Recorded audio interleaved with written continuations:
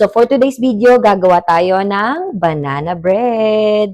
So, ang next naman natin na gagawin is, imamash lang natin ito. Imimix ko muna yung melted butter. Ayan. Meron din tayong itlog ng vanilla extract. Tapos, ayan, imix lang natin to. Sour cream. So, sa akin, guys, gumagamit ako ng sour cream. Bakit? Kasi po, gusto ko na moist yung aking banana bread. So, natry ko na yung unang-una kong gawa ng banana bread is wala akong nilalagay na sour cream. Pero, nung itinry ko to, mas nagustuhan ko kasi mas malambot siya at mas matagal siya. So, matagal siya kahit ilang araw mo yan dyan, malambot pa rin yan.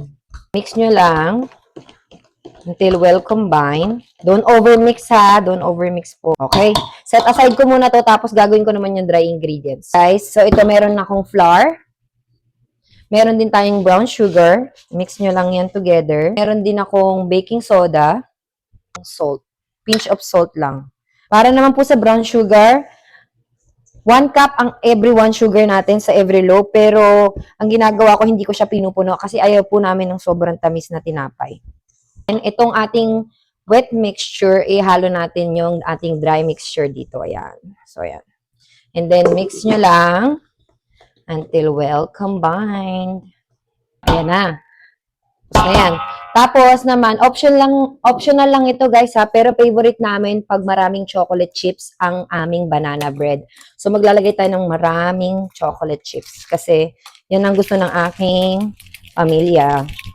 Favorite nila ang chocolate chip banana bread. Ano ba? So, ayan. Ilalagay na natin to sa ating mga loaf pan, okay? Gagawin ko lang dito, i-grease lang natin to. Pwede rin butter, lagay nyo butter, pero ako meron ako nitong parang oil lang siya. So konti lang ha. Huwag sobrang para hindi siya masyadong oily. Ayan guys, so ilalagay na natin dito sa ating nag-grease na loaf pan.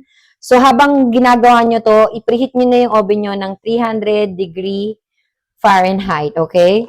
At ilulutuin natin to ng 1 oras, okay? So, ayan. Ito yung 1 whole loaf na paglalagyan ko. Lalagay lang ako ng enough lang.